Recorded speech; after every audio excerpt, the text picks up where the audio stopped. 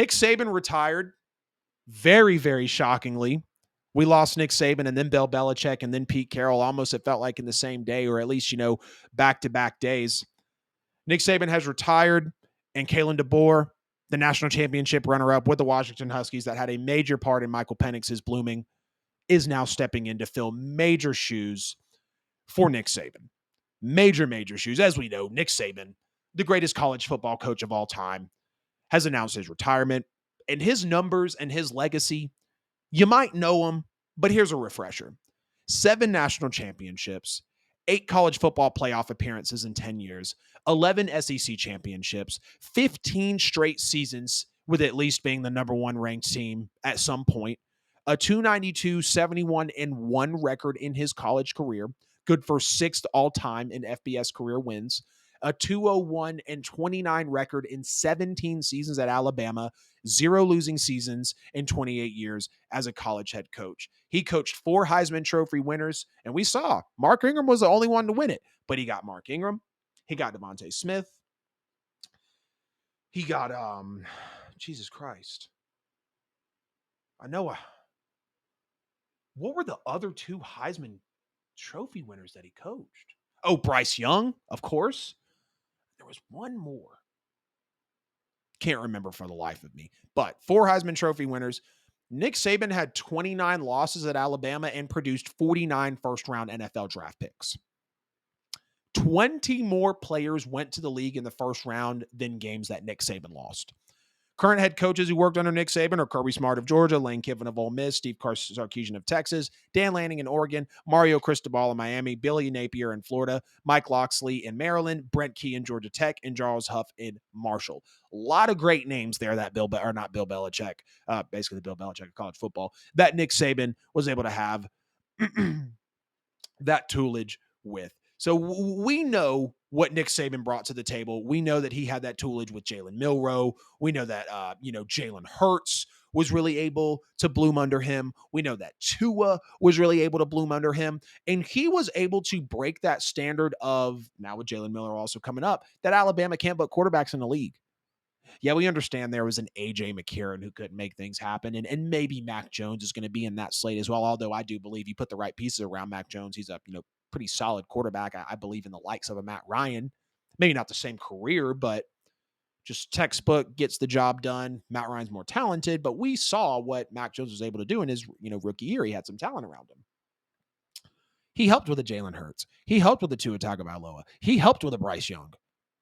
Alabama was starting to get the quarterback notion of putting that production into the league under their belt, and Nick Saban had a lot to do with that. So we understand what Nick Saban did and what he truly meant here to the Alabama Crimson Tide. But before we move on to Kalen DeBoer, let's just ask the real question. Why did Nick Saban all of a sudden retire? I don't think he had anything left to prove, so that could be a part of it.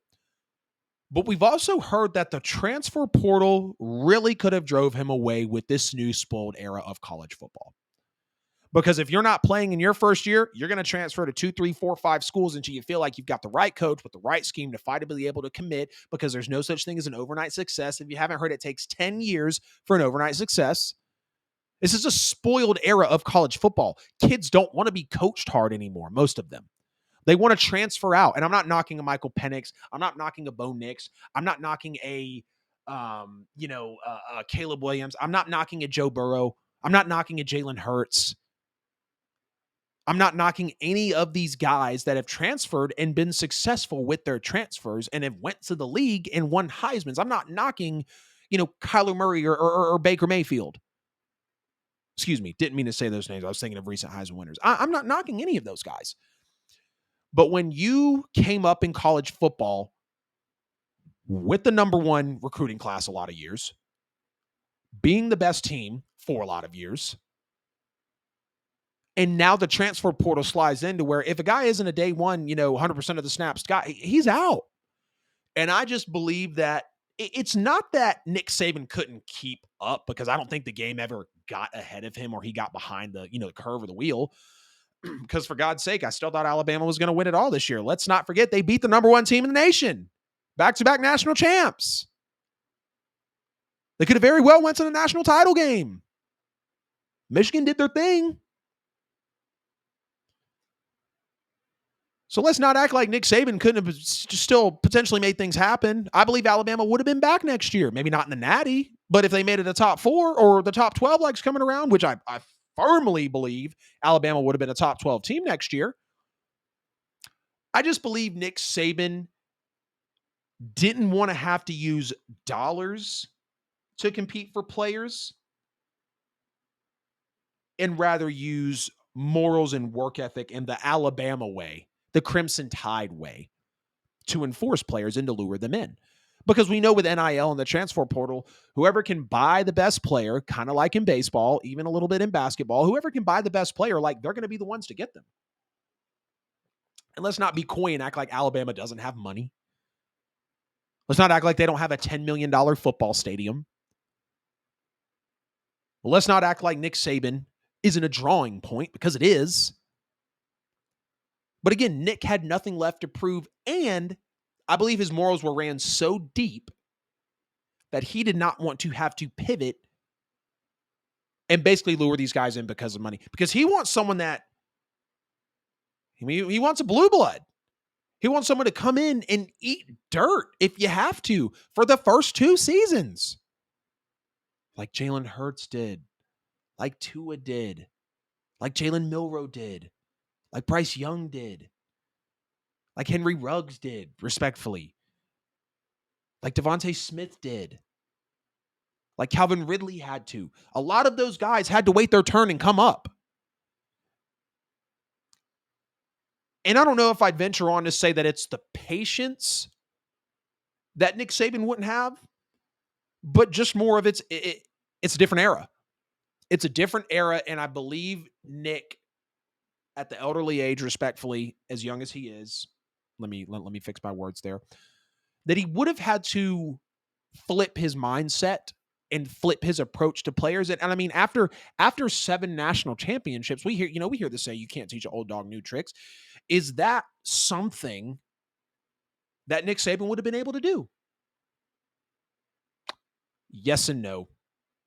But I don't think he had anything left to prove either. Now, why Kalen DeBoer? Why did Kalen DeBoer immediately get popped in and is now the head coach of the Alabama Crimson Tide? First of all, I just want to give my hats off to Kalen DeBoer. He did a hell of a job going to a national championship against the best team in the nation as Michigan, with no 5-star recruits coming in this season. Transferring Michael Penix, who came over from Indiana and didn't become Michael Penix until he got to Washington under Kalen DeBoer, who established a 23-2 record over the last 2 years.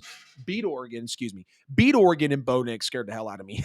Beat Oregon and Bo Nix twice in the same year in shootouts, one of which to go to the playoffs, and also was able to win and go to the national championship as well, beating Texas, of course. I firmly believe, with Kalen DeBoer getting his success over the last couple of years, that he'll be able to keep up with the transfer portal. He will be able to get a Michael Penix transferring in. He'll be able to lure in a Romo Dunes. He'll be able to bring these players in to Alabama and know how to play this transfer portal game. Now, he's got big shoes to fill. We just heard all the stats that I rolled out about Nick Saban. He's got big shoes to fill, right? And the Alabama standard could take some time to iron out. I mean, let's just be real. It could be another 2 or 3 years before Alabama competes. I'm not saying that's the standard, but when you replace a legend who's coming over from the Pac-12 to the SEC, there's going to be some adjustment there. I mean, just call it what it is. They're still going to have a strong recruiting class. They're still going to have the tough home environment in Tuscaloosa. They're still going to have annoying-ass fans and smash-mouth football. There's nothing about that Alabama brand, because Nick was there for so long, I believe is going to change really anytime soon. And it's more of KDB's job to step in and elevate that. Clearly, you're taking over for Nick Saban. But when you go back and look at, some of Kalen DeBoer's when you go back and look at, some of what's it called at some of Kalen DeBoer's resume, I want to get to it here real quick. He comes in, takes over for the Huskies when they went 4-8. Michael Penix transfers in, they go 11-2. Then they end up going 12-0, having the best passing offense in the country under Michael Penix. Of course, they lose 34-13 to Michigan. But Kalen DeBoer is just a great leader of these kids. And I think he's going to be doing a fantastic job as time unfolds in Alabama, because the peak of Kalen DeBoer's career is now ahead of him. He now has brighter days. Not that he didn't have bright days in Washington. He now has brighter days to look forward to in Alabama. He's probably going to have better players. He's damn sure going to have a tougher schedule. We'll see you next year, Alabama. Go Dogs. But his best days are in front of him, which is good, which is very good. Kalen DeBoer became head coach of his alma mater in 2005. Over the next 5 seasons, they won 67-3, won 3 NAIA national championships in 2006, 2008, and 2009. Cougars went 17-2 in the playoffs during Kalen DeBoer's tenure. He was an offensive coordinator at Southern Illinois, Eastern Michigan, Fresno State, and Indiana.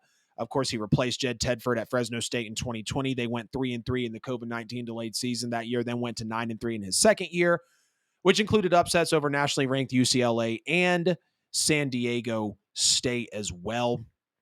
But here's kind of a big point of Kalen DeBoer's hire with Alabama. Washington wanted to double Kalen DeBoer's $4.2 million salary that was coming into this year. They wanted to make him a top 10 college football paid coach of all time. They wanted to give him a $10 million a year deal, which I'm not sure if you're aware, but not very many college coaches are getting around that unless you are a Saban, a possible Harbaugh, a Kirby Smart, a Sarkisian. That's not something you see floating around very frequently. So Washington was willing to back up the Brinks truck. They were willing to unload the bank to keep Kalen DeBoer. No question about it. No question about it.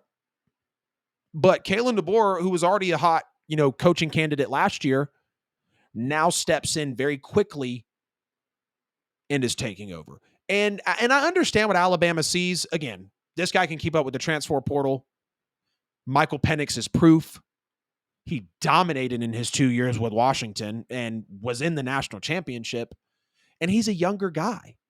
He has a very good chance to coach for the next, I'd say 5 to 7 seasons with the Alabama Crimson Tide, and definitely much more if Alabama does end up, extending him, wanting to keep him longer. I'm happy for Kalen DeBoer. He earned this. Again, no 5-star recruits for his on his roster at all coming into this year. He did not have any 5-star recruits. Michael Penix was a 4-star, if I'm not mistaken. New recruits joining his team as well. Again, though, I give him 3 years to reach success. Again, if not sooner. It is a tall mountain to climb. It's a very tall mountain to climb when a guy like Nick Saban just left his mark not only on this team, but on the world of college football. And Kalen DeBoer's got a great future ahead of him. He's just really going to have to play his cards correctly. He's going to have to be willing to be at the mercy of that Alabama Crimson Tide fan base, because the expectation is going to be right back where you were next year if you're a fan. Why should the Alabama brand or label change? I know it might sound funny, just because Nick Saban left. They've established that. And knowing how Alabama consistently gets some of the best talent in the country in. Now, we did hear about players flipping their recruits as soon as they figured out that Nick Saban was gone. And some of you might want to sit out there and say, oh, well, Adam, we weren't expecting the Patriots to go back to the Super Bowl or be dynastic after Tom Brady left. You're right. We're talking about Tom Brady and Bill Belichick.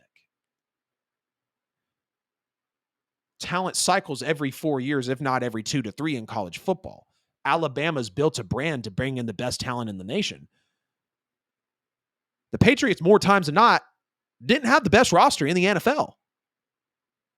They didn't have the flashiest, greatest players. They were consistent. They believed in the Patriot way, and they were led by Brady and Belichick. Nick Saban's had to lead this whole thing the whole time. His presence and brand has brought these players in. Not to say that people didn't want to go play for Bill or Brady, but the recruiting and the talent income is a lot different in college football than it is in the NFL.